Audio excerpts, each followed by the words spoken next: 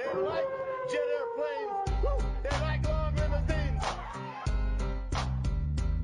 And that's the bottom line. Cause Stone Cold said, "Are you ready?" You're listening to the Sunday Segue Wrestling Podcast. Hey yo, woo, yeah! With your host, Kinny Killa and the Gal Them Sugar Show.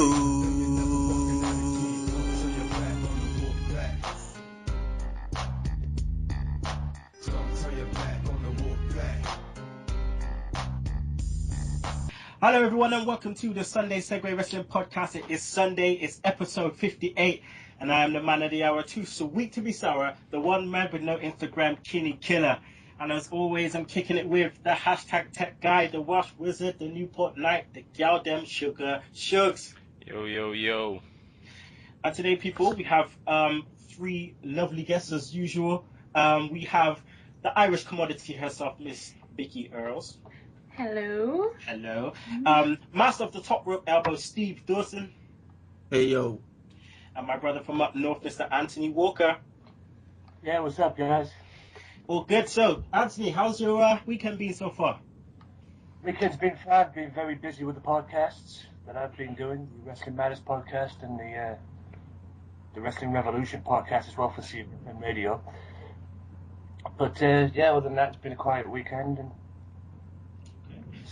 relax and chill. Well, your podcast seems to be doing really well, man. You know, I've been listening to it, so you know, keep up the good work, brother. Yeah, I've been in and out on the Podomatic, and from what I've gathered on the rankings, the podcast rankings, I've been dipping in and out of the top 20. Oi, Shugs, where we at? No idea. We go up and down. Depends what day you go on, and we go up, and then we go back down. Yeah, I think I'm learning that now. It depends what day you go on. One minute I'm in the top 20, the next minute I'm not. Okay. Kind of thing. Vicky Earls. Yes. How are you? I'm alright. Not too bad. Well, you know I had to get you on earlier than usual because you know we like to hear the Irish voice, so we've got to get you on, and I know Shugs likes to hear you say Jesus. So. Jesus. So yeah, we had to get you on. So your weekend been good? Yeah, just been I'm back in the UK for a few days, so I went for like a stupid walk yesterday, 300-meter climb. My God. Jeez. Yeah. You and me. Steve, how you been, man? I seen everyone's been on the Twitter taking a piss out of Sandow. He can't catch a break, can he? But he got a win on Superstar, so his wins have doubled this year. Wow. Yeah, wow, indeed. Two wins in 2014 now.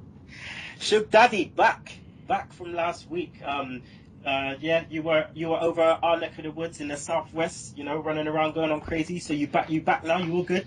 Yeah, man, just like chilling now. It takes out of you when you get to my age, you know. I go for a night out and you don't recover till like Wednesday. You're making it sound like you're 45. Well, I'm gonna be 35 in like 16 days. Yeah. Well, I mean, obviously, it's just wicked to have you back. Missed you last week. So, yeah, I obviously have to... Don't you start! Bromance. I can't... Yeah, I did listen to some of your dead editing from last week. I was going to put you on blast, but, you know, I saved it for the show. My editing was fine. All right, well, let's go into the show. Twitter people, make sure you follow us. So it's at Sunday Segue. Segue spelled SEGUE. Also, email us, sundaysegue@gmail.com. Subscribe to our YouTube channel. Please rate us on iTunes. Download us on Podomatic, Stitcher Radio, Mixcloud, and don't forget to download that Double Twist player. Also, Sunday Segue app. That's apps.appmakr.com. So let's go into the shout outs. We have, as usual, you know, a few people to shout out. So yeah, if I miss you out, I'll try and get you in next week. If I don't, sorry about your damn luck. So, here we go. Shout out to Miller. That's at Mr. Big Miller. Shout out to at Brian Brown 25. Shout out to at WCW Podcast. Shout out to Coldwin Abbott, Ant Kennett, Summer of Vader, Willie Tapout, James Halliwell, that's at Martin LMNT, Robin Mitchell, the Colonel, Stu Atkins, and Roxy Littman. Also, a quick shout out for at F4ABO. So there's all the shout outs, and I think I am actually now up to date on the shout outs. So everyone got their shout out. Shugs, any shout outs? Nah, I'm blessed. Bless. Vicky? Yeah, just to Tim and actually my dad, because I know he listens, so he's doing a marathon today. Yeah, he's doing a marathon today, so yeah. Yo, daddy listens to the show. Yeah. Go on, daddy. I'm so wrong. She doesn't listen to the show, but I'd like to give a shout out to my sister who got engaged a few weeks ago. Big up the sister. Yeah. And Tony? Yeah, shout out to my opponent on June 15th, Beat the Clock Trivia, and saying that you're going down. Oh, big Chris. Oh, goddamn. All right. I just want to give a shout out to Bingus. Yeah, shout out to Bingus. And also shout out to James, obviously, head of fan relations. All right, so what we're going to do, we're going to go straight into Raw People. Weird week, very, very weird week when we see Hugh Jackman and Sandow dressed up as not as Fandango, as Magneto. Jeez. But yeah, let's just go into it. So we start off Raw.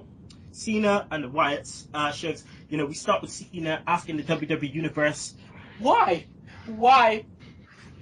Which for me is a perfect start because it kind of goes along with his whole, character thing that's been happening at the moment where he's been pining into the WWE Universe and they seem to be following Bray Wyatt. So what do you think of the fact that they focused on this this week, sorry? It's like when it comes out to the start and the whole angle and you're thinking like, this is really good. This is really good. Cena's like doing what he should be doing, but then there's always that little voice in the back of your head thinking, don't enjoy it too much because he's gonna shit on it later. You can never fully enjoy a Cena segment because the real Cena's always coming back later. But at the time I was thinking, yeah, this is good. Our friend Ryan Murphy was telling me about it. He said he watched the beginning and he had to turn it off because he didn't think he'd be able to sleep. So he got shook from Bray Wyatt. Oh, that's funny. It's like back in the day, Papa Shango used to freak me out, man. Steve, you remember that when he used to make when he made Ultimate Warrior's paint like bloody melt on his face? Yeah, when he made people's feet catch on fire, and he was a freaky dude, Papa Shango. But Steve, Cena, obviously you starting to get a bit silly like last week and the week before. But how important is it now to focus on the story of following, us following Bray Wyatt rather than Cena's legacy? I actually really like the idea of the whole sort of cage match when they were talking about if Bray Wyatt escapes, then so dismissed it. I really love that. And the whole thing with the children, it was just so creepy. Oh, good. I mean, but because there was, first of all, there was just one girl singing, wasn't there? Mm-hmm. And the camera kept on Cena. I was wondering what the hell is going on. Yeah. And then when you saw them around the ring, it's just goosebumps, really. And it was just really the whole highlight of the show. Yeah, definitely. I mean, just like you said, Vicky, after, Cena stops blubbering like a fool, Steve said we start hearing the kids. I just want to get your thoughts on it because it just seems so left field. It just did not see anything like this coming at all. I loved it. It was creepy, like everyone's saying. It was unexpected, and then Cena just shat on it. Shat on it. What a dick. Seriously. But it was a good start to Raw. That just, I don't know, it was awkwardly good. Does that make sense? That definitely does. It was the best way to describe this Raw. It was just awkward. Yeah. Tony, do you agree with that? The whole segment and Raw in general just being a bit awkward. He's got the whole in his head. I love that. That was a great stuff. And I hope whoever's wrote the question that asked a certain other website that I gathered that turning Bray Wyatt face, that would kill his gimmick, and hopefully they saw that on Raw, and that's how he should be.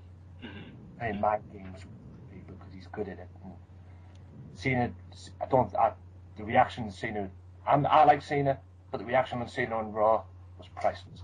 I mean, the whole babyface thing with Bray Wyatt is interesting because it's different if they turn him face, but if he becomes face naturally, like Austin did and so on, so then it can work because it's the fans that are choosing to do it. If they do it, if WWE do it, they'll just make it look stupid. The WWE's record of like turning people face or stuff like that is not very good. When they decide they want somebody to be a face and the fans are just like, no, fuck this guy. Like they do it all the time with Miz, and then we have people go back and forth like week after week, like Ziggler, or when they forget they get a movie out. So we've got a movie coming out in 2 weeks, we better turn them back. And then they just do something like that. So I just think it's like a natural progression. It's like with the Shield, really. Yeah. WWE really didn't have to do much to turn them face because every time they come out, they had a massive pop and the crowd loved them and they were so over. So they just went with it, I guess. All right. So next we got the Usos versus Axelback. Steve, as you know, I don't like Ryback or Axel.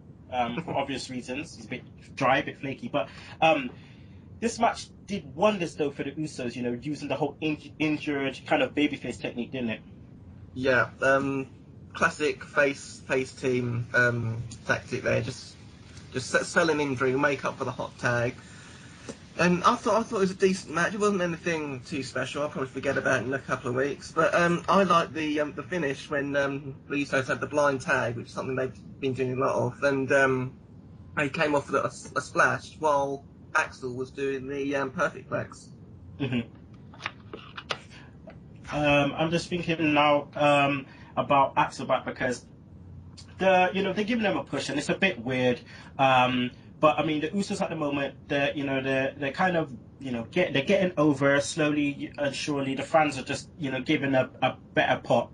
Shugs, do you see the Usos kind of holding the belts for a while before, probably, they go into a program with the Ascension? Well, yeah, it doesn't seem any sign of the Ascension coming up anytime soon, really.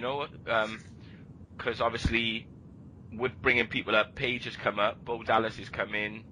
And Adam Rose is coming next week on Raw, so that's 3 people come up already. So it's going to be a while. So and it doesn't seem like there's anyone for them to really go up against. It seems like they've beaten everyone. So unless the Shield go back heel, or I can't see anyone for them to actually feud with. So I think they're just in a holding pattern really, unless Los Matadores get a push. Don't even start. Don't even start. Oh my god. Alright, let's go on to the next one. Sheamus versus Big Titus. Ho. Tony, Sheamus comes down, gets completely blindsided. I thought he bust his head on the ramp by Titus, which though I thought was a good look for Titus. But then obviously we get the whole 40-second bro kick for the win. Just imagine though, Tony, what would have happened if, Titus just came down and just blindsided Sheamus, and that was it. And then we go into like a program. Would that be something you would want to see? Well, I think I said this on the last time I was on the podcast about Titus O'Neil. The only way that guy's going to get over, I mean, he's got the potential, he's got the look, and it was a great way to start, to make him look good by attacking Sheamus the way he did. But the only way he's going to get over, and like I said this on the previous podcast, is booking. But I think that would be something really good for Titus if they could do something like that. And maybe, all right, you didn't do it this time because Sheamus, like you say, 40-second straight kick in the face, 1, 2, 3, stuff from Sheamus. But maybe if they could do that with somebody else and have him win, that would be something good for Titus. Or not even potential to do it. Like not even necessarily win. Like just to fuck people up, like make him like an established heel. Yes, yeah. because when you look at it, it's almost like they're trying to do a Sean Stasiak. Oh yeah, I'm just gonna fuck you up, and then bam, you're just gonna, you're gonna get fucked up. That's better than Sean Stasiak. Oh god. Vicky, obviously there's talks been about turning Sheamus heel. But how do you reckon it should happen? I definitely think it would be better for him as a natural turn, because I think that they shove him down our face a little bit sometimes, just sometimes. So if he naturally went heel and it was a bit unexpected, I think that would actually work a bit better for him, for his character, just for everything. Because if you see on Twitter when people are watching him on Raw, they're just so bored, So if that kind of was a natural thing, and then just out of the blue, it would get them talking again, and that would be better all around, I think. Yeah, so I mean, the whole natural feel generally looks like just to kind of shit on the fans, really, because they've been booing him for weeks. Ages. Yeah. So that looks like the natural progression. Tony, you look like you want to say something, brother. Yeah, no, I just agree with what Vicky said. I mean, it's not just Sheamus as well. I have to take this other places as well. People like Rey Mysterio and stuff like that. That people, I think the fans are just getting blatantly sick of them now, and I think it's time. I think it really is time for Sheamus to go heel. And I mean, I like Sheamus either way, babyface or heel.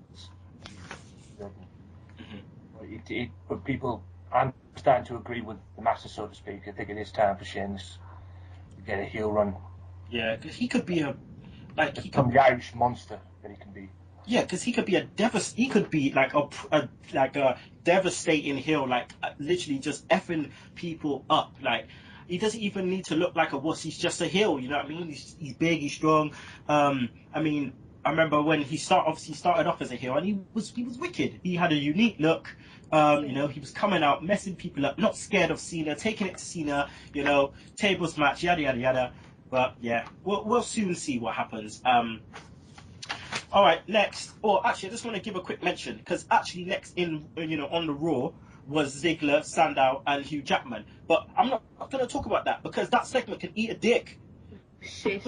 That's what that can do. That segment can eat a dick, because I don't understand. I don't think you should be talking about the master of magnetism like that. They actually played sound effect shits. I know, like when somebody's got like the bit of paper and they're blowing it to do the. All they need was like a wobble board, like Ralph Harris on there. Oh, yeah. Oh man, I didn't even know what to say. I just had to fast forward it. I was thinking, maybe Ziggler's gonna be saying something funny. And to be honest, he started out, saying about, the summer, the girls get hotter, yada yada yada. But then it just started getting dry, and I was man. It was like an advert for like a Mattel toy. Guys, you love the X-Men? Well, the X-Men are back. They're great, and it's just like, fuck off. Yeah, it's too much. It was too I much. think the funniest thing about this segment that made me laugh at it anyways, the only way Zack Ryder can get on Raw these days is from a flashback from 2 years ago when Jackman beat Dolph Ziggler. Yeah. That's the thing. Like, it wasn't even 2 years. It was 3 years, and that seems so long ago. Looking at the segment, anyway, let's actually... the Magneto costume was like so good, because they could have got a better one, but then you have this just the shittest costume you could ever find. It's just like cloth. There's no nothing. It's just like a piece of cloth. I thought it was brilliant. Vicky, Steve, how much you want to bet that Sandra sewed that together backstage? Oh, Sorry? God. How much you want to bet, Steve, that Sandra sewed that backstage? Oh dear. Yeah. Seriously. Yeah, Total Divas reference. I do watch it. Yeah, I do watch it. I bet you do. I'll watch it as well. You know what? It's Herbert. It's Jey Uso. He just makes me laugh. He just makes me laugh. Like, he's too funny. Him and Trinity. Who's the one they love on Review Away? Who is it? Vincent. Yeah, Vinny. Vinny. Oh God. Vinny's the man. I love him. He's so cool. Such a jackass. Oh my God. Anyway, let's actually go on to the next segment, which was Cesaro versus Swagger. Heyman comes out, Shugs, and again, he tries to bust a joke, talking about the knock knock. Knock knock. Who's there? Mike Mike who? Mike client. I was just, you know what? Come on, Heyman, man. He's just trying to find different ways to, you know, try to be a heel. But, you know, with his involvement, kind of Shugs, back and forth with Uncle Zebekiah, is this done for him maybe to get some kind of babyface rub to keep the tweener thing going with Cesaro? Well, to be honest, I don't think they know what they're doing with Cesaro. Like, they could see he was over, so they were like, we've got to do something with him. And initially, when he's with Heyman, you're thinking, oh, this is going to be good. But nothing's happened, really, since WrestleMania. We still don't know whether Cesaro was a heel or a face. Heyman's still getting heat. So we've got a tweener with a heel manager. And it's just like, if nothing's really happening. That's one thing I didn't ask you, obviously, because you wasn't here last week. Cesaro's music, Shugs, your thoughts? Oh, mate, it's shit, innit? It's Perry Saturn, that's what Perry that is. Saturn, yeah. Like, a siren, out of all things, it's just like, shit, man. It's like an 80s movie.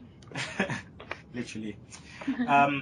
All right, Steve, what was your thoughts on the quick match, though? Because even though it was quick, it was still quite technical. The match didn't do much for me, to be honest. Mm-hmm. I was just at the end. I was thinking, so what? Yeah, I just agree with everyone else. I mean, there's no identity for Swagger at all. I don't know what they're trying to do with him. Yeah. And the highlight of the match was Heyman grabbing old Zeb by his moustache. That got a good giggle out of me. Yeah. That's what I meant about, you know, maybe getting a bit of a babyface rub. Just to keep it a bit awkward and keep it tweenerish. But yeah, I love a German suplex though. The finish of that match, the German suplex is a beautiful move, man. Especially when it's done right and you ain't got some fucking JTG or someone stupid doing it that can't do it properly. But anywho, quick match. Cesaro takes it down. Starting with Cody versus Alberto Del Rio. Vicky, we get another quick match with Cody, you know, tapping out to the cross arm breaker. They tease the heel turn again. Do you think when he turns, it will involve his wife? Yeah, I do. Because she's kind of everywhere at the minute. She's all over Twitter, throughout Raw and stuff. So something's gonna. I definitely think she's gonna be involved somehow. But I just think it's getting shit boring. Mm-hmm. The whole Rhodes Brothers thing, and Cody's better as a heel, I think. Yeah, they should have done it a long time ago, which, you know, people said last week. You know, they should have done it when it was hot and it was the time to do it at WrestleMania. But yeah, I could definitely see the wife getting involved. I mean, obviously she's an announcer on NXT. You know, she does a good job of it. But I think that when they brought her in, I think they brought her in to have some kind of impact in another way. So I think they know that Cody, you know, by himself, yeah, he's okay. But again, with someone else, especially his wife. I mean, for instance, look at Goldust, what he was like with Marlena, with Terry Runnels. That partnership there was sick. Like, she helped that character, even though he didn't really need much help because the gimmick was just on itself. But she helped that, you know, and hopefully, you know, Brandy Runnels could do the same. Tony, after Cody does collide, what do you think happens to Goldie? I don't know. I mean, I agree with what you said. If they're gonna split these two up, Cody Rhodes and Goldust, this should have happened before WrestleMania. It'd be interesting to see what takes place between Cody and Goldust. Like I say, if they're going to turn someone heel out of these two, Cody needs to turn heel, no doubt. Yeah, I mean, in my opinion, these two are a great tag team. They've been a great tag team since they've been together and everything, but I just can't see where this is going to go, where this is going to lead. But like you say, Kenny, they should have done this before WrestleMania, and then it would have led to something big at WrestleMania. Yeah. Like a brother versus brother match at WrestleMania. But... And it would have worked. The feud would have worked. But now, because they didn't, and then they started having these 5-star matches week in, week out, and it just seems a bit weird now for them to do that. Yeah, let's just face it. They're doing this now, but it's, say, about a month too late. Mm-hmm. Yeah. A couple of months too late. But it's interesting to see how Cody is after, though. Whether he goes back to the dashing thing or whether he just does something different. But I see the look on your face. You're like, no, I don't want that.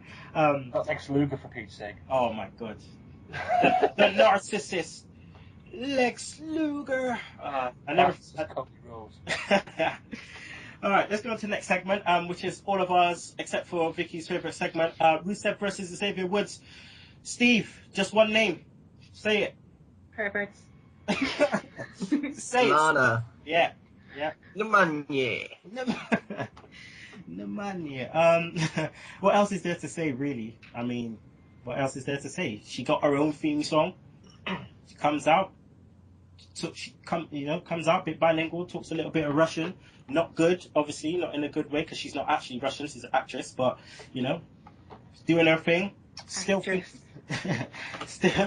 thinking that she's obviously good for Rusev, but Shugs looks like Rusev is gonna run through the pushback on Woods, which obviously that you're an advocate for. But who should he have like a program with next to help him move on?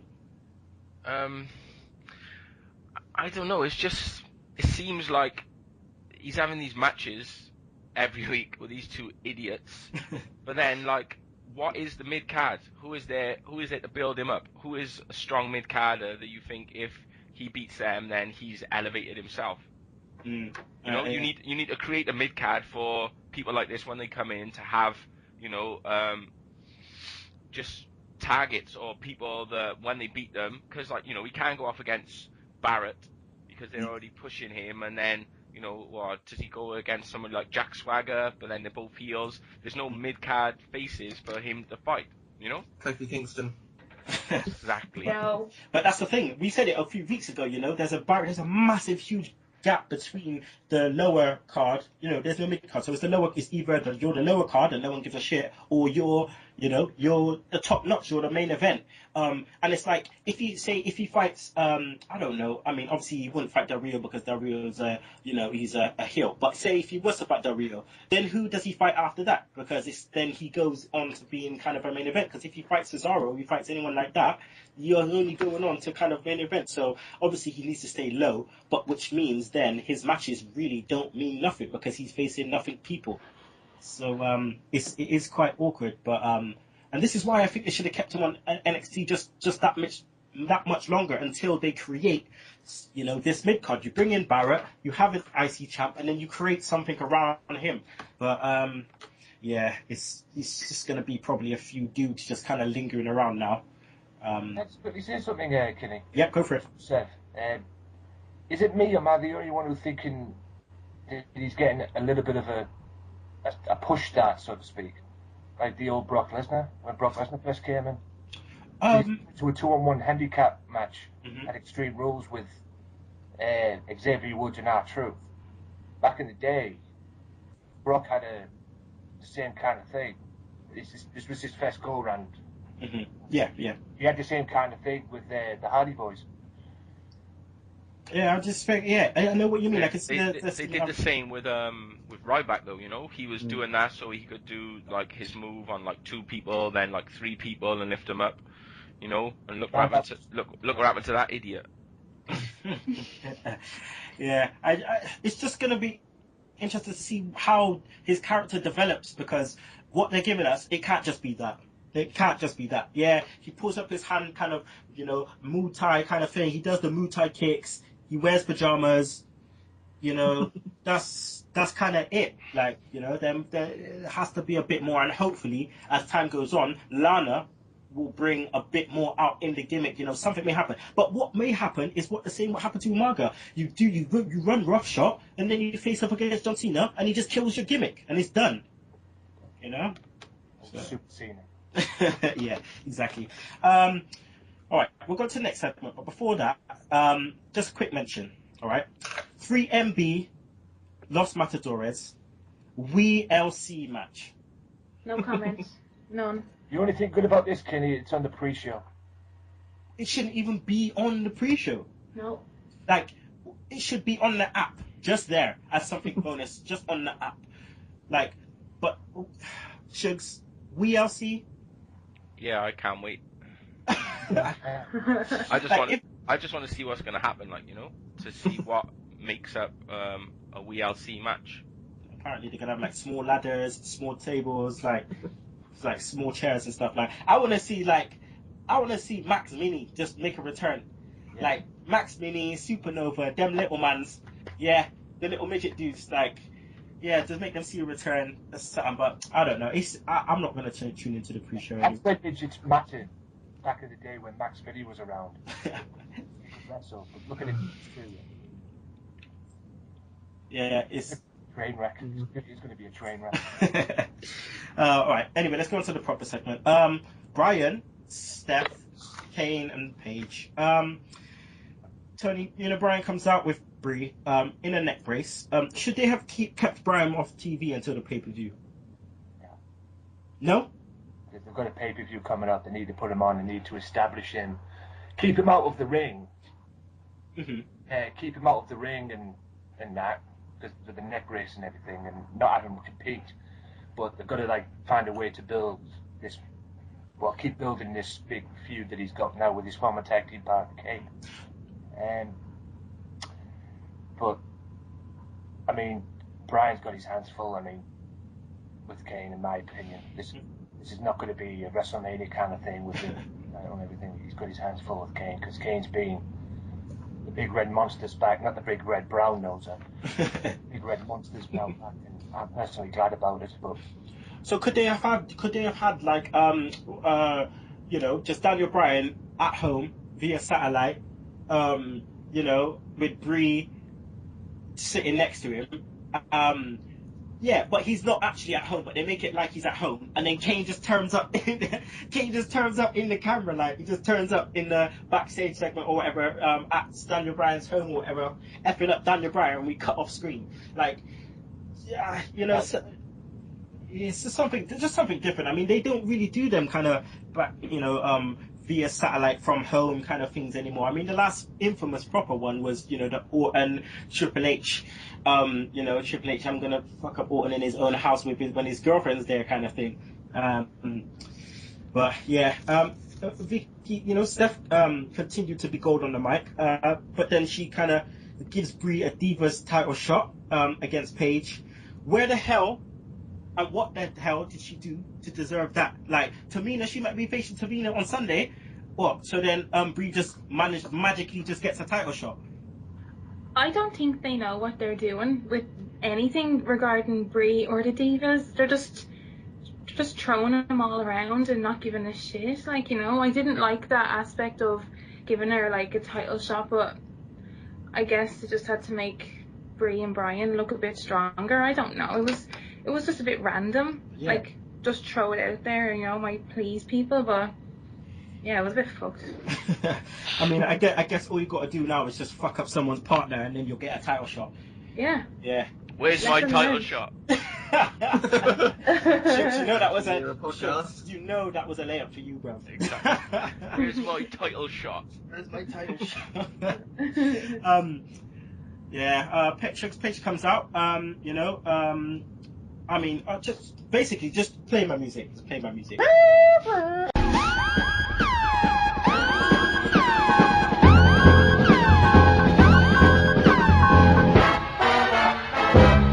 Paige is the Divas champion. Okay, hence champion. She gets a jobber entrance.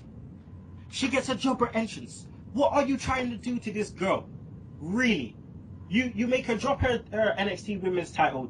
You just strip her of it. Not make her lose in the corridor, right, with a general manager that doesn't actually like to be seen on NXT in the arena. He has to be backstage in the corridor to strip you of your title. She doesn't even lose it and kind of hand it on to someone else. And then you just go and make her have a bloody a jobber entrance. Come on, man. What are you trying to do? When we keep saying that are there ways to rectify this, and we think maybe they will. But then you come out and do stupid shit like this. And then, to make it even worse, you put a face with a face. It just made it awkward. I'm just going to cut there. I'm just going to ask Shugs, okay? Because it made it awkward, Shugs. I mean, you had two baby faces in there. Crowd just didn't know what to do. Well, they were just waiting to see what was going to happen. Like, you know, they were just waiting for the dodgy finish because they knew that, like, this is just a lead on to something else. So it was like the crowd were like, oh, well, when's Kane coming or when's something going to happen? Because they knew it wasn't about the Divas match. They were just waiting for the, you know, the finish to see what was going to actually happen. But how awkward was it for bloody you know, for Paige and Brie when you think about trying to push Paige and you're putting her with another face. Brie's out there trying to shout Brie mode. People are like, yeah. Yeah, they're like, what is Brie mode? You know what I mean? Now when she gets pissed up. Yeah, not everyone watches Total Divas. Well, you know that would be good if she had just like put one of those hats on that got 2 beers on and just started drinking that. Yeah. And then obviously Paige is screaming and there's a little bit of a pop, you know, people still like yeah, a little bit of a clap, but it just didn't make any sense. Bryan gets fucked up by Kane again, kind of getting the Ricardo Rodriguez treatment, you know, when Ricardo just kept getting fucked up by Del Rio like every week. But while Kane tries to, you know, drag Brie to hell, what did you think of the angle itself? I love that. It was proper old school Kane, wasn't it? I used to love this back in the day when he used to come out from the bottom of the ring. You got the lighting going on, you got the fire, and it looks proper scary that this guy is going to try and drag you underneath the ring. And Bryan gets a choke slam for his troubles, and it doesn't really bother me too much that Bryan's getting fucked up every week because he's meant to be the underdog. So I think he's obvious that he's going to beat Kane tonight. So. No, I've got no real problem with it. I quite enjoyed that segment, to be honest. I find it quite weird when it's just like Bree's just leaving her man to get effed up. I'm like, girl, what are you doing? He's telling you the dust's out, and you're still in the ring. Why are you still in the ring? Like, she actually got back in the ring, didn't she? That's what I'm she was saying, outside and she actually got back in the ring when Kane was in there. I want to voluntarily go to hell. Like, to just jump in the ring. And then obviously we've got a little backstage segment when Steph comes into the back in the trainer's room, and then we get the best line ever, which Shugs let me know of. Shugs, you can say it, bruv. What? Backstage segment when Steph came into the trainer's room and Brie shouted at her. Oh yeah, she was just like it reminded me of you know, Aliens, and Sigourney Weaver comes back in like the transporter, and when the Queen is there, and she was just like, get out, you bitch. Oh man, get out, you bitch! And the acting was kind of off key. Acting was off key through like the whole segment before and this. When she's just like crawling away, but she can't crawl. She's lost the ability to crawl because she's too scared of Kane. Stupid girl. It was like McMahon in the beer when he was getting sprayed by the beer, you know, but just without the beer. That was it. Minus the beer. The fish in a boat. Ah, mate, no way. Alright, let's go on to the next segment. Bad news. Versus RVD. Man, bad news. Vicky, he's just becoming one of my favorite guys now, man. And it's just the way he is. It's just his. I think it is actually him. It's his actual personality, the way he is. But the thing is as well, which makes it wicked, is he can bring across that kind of British kind of characteristics in America where no one would know about it, and it could also become a gimmick, you know what I mean? But it's actually his own thing. So when he's there going, easy, we all know what that is, but they don't. So it becomes kind of endearing. But yeah, I mean, Barrett comes out on the podium again, runs down RVD. Do you think this bad news gimmick though has allowed Barrett to be, you know, just draw out even more of that character, more of himself, kind of like Austin did when he did that whole, you know, King of the Ring 96 promo? I think it's more natural. It's not as like, you know, some of the gimmicks are just so put on, and you know, they go backstage and go, oh, for fuck's sake, you know. But this just seems like, you know, kind of it suits them. People like it, and it's just getting better and better, you know. Like you said about the English isms, you know, people are like, oh, what's this? They find it interesting, you know. I think it's good, definitely. Just makes them, I don't know, I just really like it. Yeah, I just love when he ends his statement and he just laughs. He just laughs and just points to someone and goes, look at you. Well, what are you gonna do? And it's just nice to see him. Well, if if you remember back in the first when I made my debut on the Sunday Segue podcast, I believe I said that I did a little bit of pipe bomb, if you will, on the way that Barrett was getting used. Oh yeah. Huge fan of that. I love him. God save us. And the match was okay for what it was, but at the end of the day, I'm just happy that Bad News won. No offense to Rob Van Dam. I love the whole fucking show. I love him to bits. But Bad News Barrett needs that push. He needs a future world champion. And if it means him going to Extreme Rules and beating Big E Langston and becoming a 4-time Intercontinental champion, I'm all for it. As long as he gets back in, or as long as he gets to some sort of push and gets into that world title picture, because he needs to be pushing for the world championship. Mm-hmm. And the angle at the end, you know, it obviously points to a three-way between Swagger, RVD, and Cesaro. Do you think that could be an interesting match, you know, this today? I think that would be an interesting match at Extreme Rules. I think from what I'm hearing now, it's a 3-way elimination match. I might be wrong, but that's what I've heard. Either way, it's going to be. I'm really, to be honest, I really am looking forward to that match. Mm-hmm. Tony, I cannot help it, but every time you're on the show and you're talking, I just hear an American accent. I don't know why, but I just keep. Shucks, is it just me? No, it's me. It's me as it's well. not. Yeah. I thought he was putting on like a kind of different character. Maybe he's like Cena and he's bipolar, you know, and when suddenly Segue he turns into an American. Because other people, you said before, other people have said that, haven't they, when you're on the radio?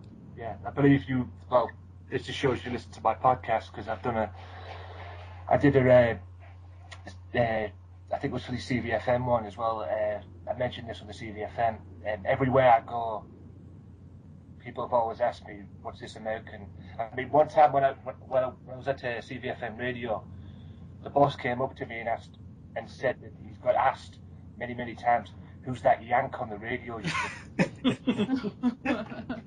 I don't take it as a bad thing, but yeah. Because Vicky, like, you know, one of those people wait a minute, Vicky, stop dropping your stuff. What are you doing? I just dropped something. Sorry. You know, like those people who bang their head and they wake up and they got like a Jamaican accent and they're like, you know, I know what's going on, man. And it's just like some white woman from like Arbroath, and she just like, oh yeah, I just woke up and I speak like a Jamaican. It's like Jerry on Friends when he was like, you know, for some reason they keep saying I sound Jamaican, and they go say the line, he goes, "The sun will rise again, man."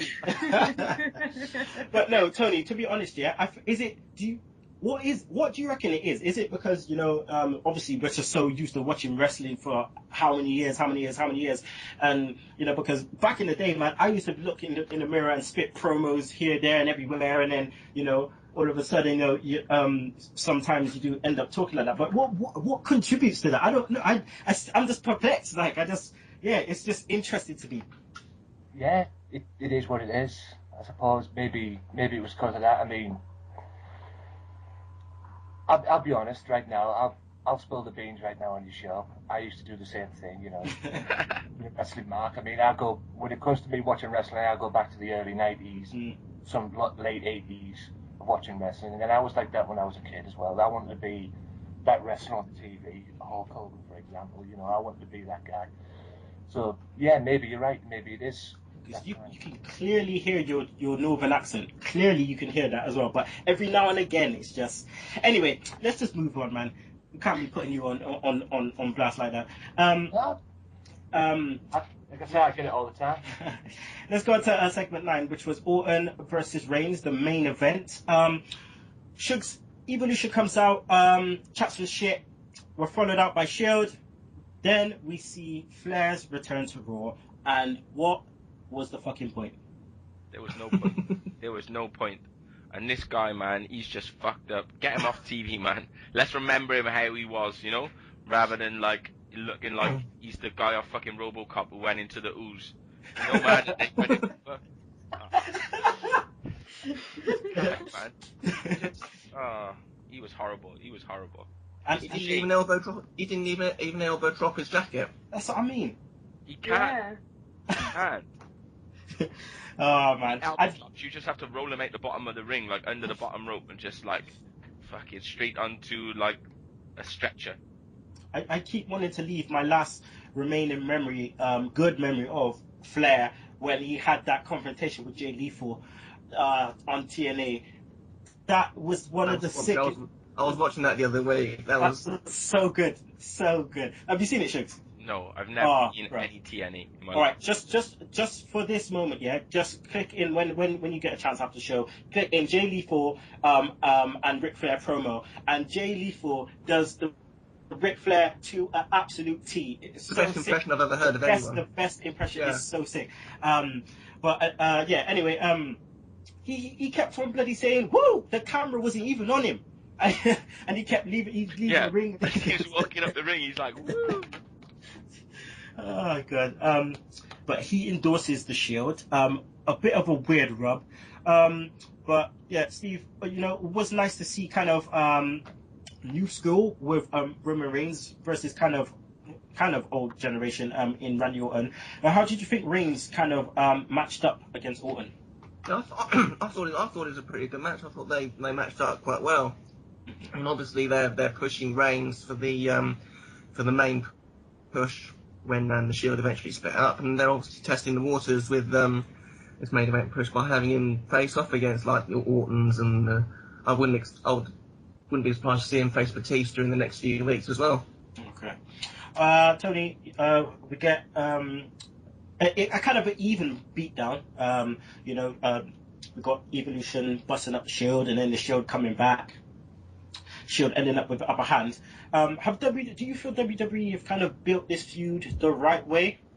And do you reckon they've done it to the point where it's even kind of bypassed Daniel Bryan in a sense, and now that may be the main event today? That will be the main event in Extreme Rules, there's no doubt. I can't see Daniel Bryan's match with Kane being the main event. I'd be surprised if it is. But the build up to this match tells me that this is going to be the last match of the Extreme Rules. And rightly so, in my opinion. I know it's the World Championship match with Daniel Bryan and Kane in Extreme Rules, and it should be the last match. But this is a main event that I want to see. I'm sure everybody else wants to see it as well. So I am really got my mouth watering for this match at Extreme Rules. Me too. Vicky, do you want to add anything else to this segment? I'm just excited. It's really pumped up for the Shields. They're going to win as well, I think, definitely. Okay, well, we'll get into our predictions. I agree with that to a point. I just say, but let's just say this is not going to be easy for the Shield, in my opinion, anyway. I think the Shield have definitely got their hands full at Extreme Rules with Evolution. You sound like Triple H. I believe the Shield. I've got the hands full. Let's just say this. We're going to find out in Extreme Rules whether the Shield will adapt or perish. Oh, good God. Oh, Jesus. Oh, yes. And we end it there, people. That's the end of Raw. We even got an Jesus. Yeah, oh, Jesus. I don't know if I like an Jesus or an here. Here. All right, that's the end of Raw, people. So let's go straight to Vicky Else and get our Raw rating, please. Oh God, 5. Ooh, 5. Steve. I'm going one lower. I'm going 4. Woo. Tony. Woo. 6.5. 6.5. Shugs. 6. 6. Okay. I've had a sneak peek at the feedback, and it seems like a lot of people have gone quite low. So let's go into the Raw feedback right now. Kinny, send me the link for the Raw feedback. I cleared my history. I don't know what it is. Don't know what the website is. even though I made it, I don't know what it is. All right. Let me just get this shit down quick. Let me just do this quick time. Here we go. Bam. There's quite a few. We've even got one from Bingus. Sent one in. All right. Let me just put this into the bar. Yada yada yada. Bam bam. Bish bash bosh. There you go. There you go, Sugar Daddy. All right. I'll start it off.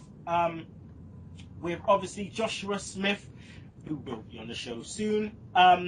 He says, love the choir segment, think it was creepy. Cena reacted well. Question though, do you think it would have been more creepy if the choir kids were wearing Cena tops and sweatbands? What do you reckon, guys? Would that be a bit more maybe, yeah, the sheet mask and then the Cena top and the sweatbands, maybe. But then they might have looked like Make-A-Wish kids, and then that would have been wrong. That would have been wrong. Yeah, true. I was impressed by the tag team match. Not sure why it was on Raw and not on the pay-per-view, but was a class match. I think it hurt Titus losing to Sheamus like that. So this push is going nowhere. Poor Sandow, he's just having a crap year. Enjoyed Cesaro's swagger match. Great show of strength from both. Still want Coulter versus Heyman at Extreme Rules. Enjoyed the Kane attacking Brie segment. I think they should have not shown the mask disappearing, and think the match should have been booked a few matches later after Steph announced it, because it made it all a little bit too obvious. Happy Barrett won and hope he wins the title. The final segment, I didn't get what bringing Flair out did for the segment, but hey ho. Enjoyed Raw. Great go home show, 8 out of 10. P.S. Been practicing my Fandango impression. You keep doing that, brother. You keep doing that. All right, Shugs. James Powers, head of fan relations. This is a new thing for James, because we've only got about 10 lines, and usually he's like gassing up the page. So, what can I say about this Raw? Very stale for a go-home show. A few high points though. The Cena Wyatts segment was absolutely epic. Barrett is through to the IC match. Get in. The Bryan and Kane thing ain't new. And the Shield was standing tall at the end of Raw. Does that mean Evolution will stand tall at the end of Extreme Rules? Raw rating 3.5 out of 10. Okay, well, I got Brendan's banters, and maybe Brendan is taking some advice from James, or maybe Brendan and James is the same person, because they seem to have like both of them got a short thing. This is it from Brendan's banters. The beginning and the end were the best parts of tonight. Every other part of Raw was fucking shite. 2 out of 10. Brendan, I think James be rubbing off on you too much, because using shite, bruv, an American using shite, that is impressive. So, alright, that's a short Brendan's banting. King Fingers. The highs, extremely well crafted, expertly executed, extraordinary Wyatt choir, and Cena exempling his heelish side were excellent. Expecting the same old excrement from Cena, exhibiting an explanation for his excruciating, exhausting existence in wrestling. I was exhilarated and ecstatic to witness Cena examining his own head. Extending this rivalry exactly what I want. It's exposing an exciting side to otherwise extensively exploited match. To exploited merch expert peddler. I think he's just trying to do me in with this. For Brie, it will only expand and add extra depth to his already exceeding character. Trying to put C Nation in exile and expire the squeaky clean Cena man-child will only do him good. 10 out of 10 for this whole segment. The low, this is a bit of a strange one. It's a strange one because it's a low point and yet kind of an achievement. You see, this past Monday, somebody made history. Somebody, a very rare, special someone, managed to do something I thought wasn't possible in this realm. We all know this certain someone is capable of some very special things and in and out of the ring, but this week they just went all out. Dave Bautista. Dave Bautista is a man who normally dresses like he's been swanton bombed by Justin Bieber's wardrobe and looks like a 40-year-old creep on his club, on his own, dancing with a glass in each hand. But this week, he took a suggestion of mine from the show after and returned donned in a suit. This is not the achievement. The achievement here is, I say, almost a superhuman move. By wearing that suit, he's allowed me to think of him in a new light, a new low light. To me, he was always able to lower himself lower than none other than the ball bag. From now on, Dave Bautista will be referred to as the Poundland Miss. The guy who looked like a car boot sale Ken doll. Why the hell doesn't anyone ask before he goes out on show? Want a tea with that fucking biscuit?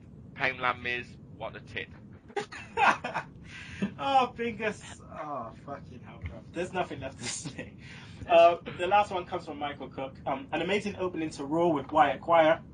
It's had to be one of the darkest and creepiest moments since the Ministry of Darkness kidnapping Steph McMahon in '99. Why it went to break, and missing Wyatt singing was annoying, but it was still fantastic stuff. Bray Wyatt has to win this Sunday. If he doesn't, I will turn heel on Cena for life. I like Adam Rose on NXT. Now with all these video packages, he is starting to get on my nerves. I'm glad I recorded this because the Sandow Ziggler bit and Kane trying to drag Brie to hell looks a lot like X30. As soon as Brie started screaming like a low-budget horror film, I had to skip it. I liked Rick Flairs' return, and as he was speaking, he was very clearly pissed. One of these days, he's going to come down to the ring carrying a shopping bag with booze and a cigarette hanging out of his mouth that he hasn't even lit yet, and ask for a fan to light it. Yeah, I want to see that brown paper bag. That'll look sick. Just for the opening segment alone, I will give Raw 8 out of 10. And there is the Raw feedback. So, people, we're going to go to a break, and then we'll be back with Smackdown in 60 seconds, Sugs Stunners, Extreme Rules predictions, and In the Words Of. So don't you miss it. Be sure to listen to the Sunday Segue Wrestling Podcast. What? Every Sunday with Kinny Killa and the Galdem Sugar Sugs. Yes! With all the news, views, and laughter that you want. They like jet airplanes. Woo! They like long limousines. Every Sunday, the Sunday Segue Wrestling Podcast on Podomatic, iTunes, and YouTube. So why don't you choke on that, slap nut? Hello everyone, welcome back to the Sunday Segue Wrestling Podcast. It is I, Kinny Killa. Obviously, have the return of the Gallon Sugar Sugs. We're also here with Steve Dawson, Tony Walker, and the Irish commodity herself, Vicky Earls. So, we're about to go to Smackdown in 60 seconds. Roll with it, Sugs. Okay, so I didn't watch SmackDown, so I'm just like reposting a report. So here we go. Wyatt family versus the Usos and Sheamus. Just a brawl. Jay hits a super kick to Harper after a blind tag from Brie. Sister Abigail for the win. Wyatt family win. Swagger against RVD. RVD and Swagger go out a little while. Cesaro watches. Swagger hits with a boot to RVD for the outside. Swagger decks Cesaro, followed by RVD getting a quick win with a 5-star frog splash. Rusev versus R-Truth. Rusev wins. Ball bag, R-Truth. Bryan makes his way to the ring and cuts a promo on Kane. Kane appears on the Titantron, just laughing at Bryan. Great. Damian Sandow, again dressed as Magneto, versus Dolph Ziggler. Sandow takes control of a headlock, hits a Russian leg sweep, followed by the elbow of disdain. Ziggler hits a drop kick, knocking the cape into Sandow's face, and the zigzag for the win. What the fuck? Big E versus Titus. Clothesline Titus out the ring. Titus tosses Big E over the announce table. Titus throws him off the table. Backbreaker from Titus. Titus refuses to stop stomping on Big E, and the ref calls it off. So Titus just beat down the IC champion before Extreme Rules. What the fuck? Bray sets up a record player to play his trademark song, but then he stops it and says Cena's face was priceless. He says the kids pulled out Cena's hat and handed it to him. Extreme Rules has become so much more than just a steel cage match. Then the main event is Dean Ambrose against Del Rio, Ryback, and Curtis Axel. Axel hits a perfect plex on Del Rio for a 2 count. Ryback accidentally clothesline Axel, and then Del Rio gets him in the armbar. Samoan drop from Ryback, but Axel drags him out of the ring, and then Ambrose out of nowhere hits a dive and roll up. Fade to black. Black. Okay, so we're going to go to Sugs Stunners. What we got, Sugs?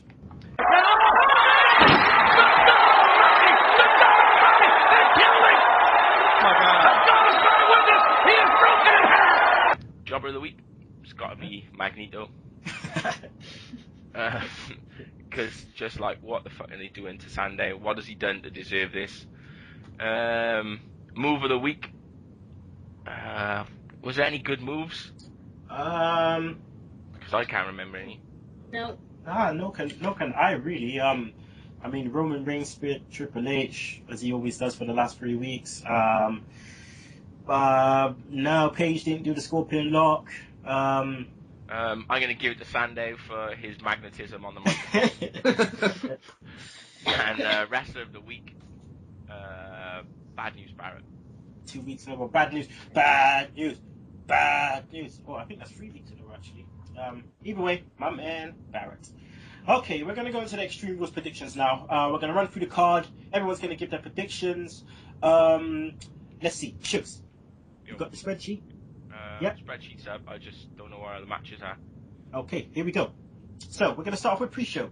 El Torito versus Hornswoggle in a WLC match. Tony, who's taking it down? Well, as much as I don't care about this match, El Torito will win. El Torito. Stephen. I am going for. I'm actually quite looking forward to this match. Shameful confession time. I'll go for Torito as well. Okay, Vicky. Yeah, I'm gonna go for Torito. Shugs. Torito. Yeah, I'm going for El Torito too. It's everyone for El Torito. Next, Big E versus Wade Barrett for the IC title. Vicky, who's taking that down? I think Barrett's gonna win, definitely. Okay, Steve? Yeah, news. News. Okay, Shugs? Bad news. Bad news. I'm also going bad news. Tony? God save our That says it all. That says it all. Next, we have triple threat match: Swagger versus RVD versus Cesaro. Now, I reckon Cesaro's going to take this down. It may be bait, but I think he's going to take this down. Tony? I agree with you, Kenny. Yeah. Cesaro. Shugs? Which one is this? Swagger versus RVD versus Cesaro. Yeah, Cesaro. Steve? Yeah, same as everyone else. Is it the same, Vicky? Yeah, definitely. Yeah. Okay. Then we have Paige versus Tamina Snuka. Tony? Paige. Paige. Vicky? Paige. Steve? Yeah, Paige. Shugs? Paige. Paige. I'm saying Paige too. Paige all the way around. Alright. Cena versus Bray Wyatt. This is very interesting because I think we might have a split, but I'm going to say Bray. Steve? Oh, God, this is tough. Mm-hmm. This is really tough. I'll go Bray as well. Shugs? I'm going to go Cena. Vicky? I think Cena's gonna win. I don't want him to, but I think it's looking that way, yeah. Okay, Tony? It's hard, isn't it? Bray win this. I think Bray's going to win this, but I won't be surprised if Cena wins it. Yeah. Yeah, I mean, I'm going with Bray, but yeah, I think the same. I won't be surprised if he does. And we get Bryan versus Kane. Shucks? Well, I think that Daniel Bryan has got to win. Mm-hmm. If Kane wins, it's just a joke. Yeah. Tony? You know what Shooks said there, if Kane wins, it's pointless. Yeah. Daniel Bryan. Yeah, I reckon Daniel Bryan too. He'll probably do it by DQ. I hope not, because they need to make him look strong. Extreme Rules match in there. Say that again? It's an Extreme Rules match in there. Is it? Yeah, Yeah, it is. Yeah, it says Extreme Rules match. Okay, well, then he'll win outright, and they need to make him look strong. Man tried to take your woman into the depths of hell to do God knows what. You need to F him up, bruv. Vicky? I think Bryan's gonna win, but I think that he's gonna look weak most of the match, and then just, the underdog thing. Okay. Steve? Yeah, Bryan as well. Yeah, Bryan. Okay, everyone's down for Bryan. And then we get Shield versus Evolution, which is going to be very interesting. So, Steve, who takes this? Another tough one. Mm-hmm. I think Evolution might take it because I think they might build to Reigns versus Triple H at SummerSlam, so I think that'll be a good basis for them to build that off. See, I'm agreeing with you. I think that the Evolution will take it down. I think Shield has got the upper hand on them for the last. Well, I think they've been going back and forth, but I just think Evolution's going to take it down. Shugs? Shield. Shield. Vicky? I think the Shield. Of course, because you want Rollins, don't you? I love Rollins. I always, yeah. Tony? Well, as much as I like the Shield, as much as I want the Shield to win, I'm seeing Evolution winning, and for the reason being is, from what I'm hearing, You guys talk about a match at SummerSlam, possibly the building, from what I'm reading, the building to something. I believe it's at, is it Payback, the pay-per-view or something? Oh yeah. Probably there's a War Games in the horizon between these two teams, old school War Games, two cages. So. Wow. Well, I tell you, that'd be good. Yeah. That's what I'm reading anyway. That's what I've been reading, that the building towards the two cage war games, like the old school war games back in the day, between these two teams. And if that's the case, I pray that happens, and I'll go for Evolution, but I won't be surprised if the Shield wins. That would be sick, man. A War Games match, geez, you know, there's a lot of people that haven't seen any WCW footage, anything at all, apart from little moments, you know, but War Games, man, it's a sight for sore eyes. Two cages, and if anyone could do it properly, WWE can, and it couldn't be done properly with Shield versus Evolution. So hopefully, you know, we'll see. All right, and that's the end of the show, people. It's been lovely. What about R-Truth? R-Truth? And Rusev. You know what? Yes, R-Truth and Xavier Woods versus Rusev. Why haven't I got that down? And why wasn't that on the card for some reason? Because you're lame. No. Oh, all right. You know what? What did you say for Evolution and Shield? You didn't give your yeah, own I said prediction. Evolution. Yeah, I said Evolution. Right. Yeah, basically when I looked at the cards for whatever website it was, it didn't say it on there, so that's why it's not written down. But Vicky, you are right. I did miss it out. So would you like to run the show now? No problem at all. Nah, I can do this. Just kidding. What's your prediction for that one now, Vicky? I think Rusev will win it. Just to make him look stronger, yeah. Tony? Well, if R-Truth and Xavier Woods wins, then that's the end of Rusev's career. So, go for Rusev. Yeah, they win and they steal Lana. Like, you know, these, yeah, I'm going for Rusev 2. Shugs? Yeah, Rusev. Rusev. Steve?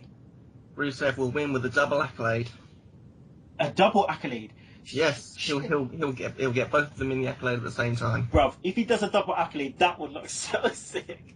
Oh, God. Double accolade. You heard it here first. Master of the Top Rope Elbow told you. Alright, well, now it's the end of the show. And it's been amazing. It's been good. Obviously, having all these people on. So first I'd like to go to the Irish Commodity House, Vicky Earls. Thank you for coming on. You'll be on again end of the month. Would you like to tell people where they can find you? You can find me on Twitter at Vicky Earls, and then I do columns for WrestlingNewsSource.com, and everything is on that website. Over to the left. To the left. And what about your video blogs? They go through Wrestling News Source as well, so it's just Vicky's vlogs. Okay. And obviously, you know, to have our Northern brethren on the show, Anthony Walker, thanks for coming on. Would you like to also tell people where they can find you and the Wrestling Matters podcast? YouTube.com/AJW Wrestling Matters, Podomatic and iTunes as well if you want to catch the Wrestling Matters podcast. And be sure to look out this week as well for EPW specials of the Wrestling Matters podcast as well. At WM Podcast on Twitter for the Wrestling Matters podcast Twitter page, and Facebook.com/Wrestling Matters. Facebook.com/WM Podcast as well on Facebook as well. Give that page a like and show your support for the podcast. There you go, people. Master of the Top Rope Elbow. You know, you're coming on again. You're going to be on again pretty soon. You know, you're just rolling them out, brother. Rolling them out. Thanks for coming on. Let the people know where they can find you, too. You can find me at Top Rope Elbow on the Twitter. On the Twitter? On the Twitter. Oh, Jericho. Gotta love him. Gotta love Jericho. And obviously, you know, welcome return of the Goddamn Sugar Shugs. Can't do this without him, even though I did it last week. Still need the fella. So, yeah, Shugs, thank you. No problem, mate. No problem. This week, In the Words Off, is going to be done by The Rock. I should have done it last week, but I couldn't find the link. Thank you, Darren Dyer, aka Axel Mulligan, for sending me it. So it's The Rock promo before he faces off against Goldberg, Backlash 2003. The promo is a bit long, so I'll just take the beginning and I'll take the end. So here we go. In the words of The Rock. Whoa, whoa, whoa, whoa! First and foremost, oh, lemon panties. The Rock's done it all. The only thing The Rock hasn't done is make a white baby. And on top of all that, The Rock says this: Goldberg? Is The Rock meant to be afraid of Goldberg? Why? What does The Rock gotta be afraid of? Huh? What's Goldberg gonna do? Is that what the Goldberg's gonna do? Is that what he's gonna do? Goldberg, The Rock ain't next. You're next. You whisker biscuit bald-headed bitch. And if you don't like that, you can choke on them salads.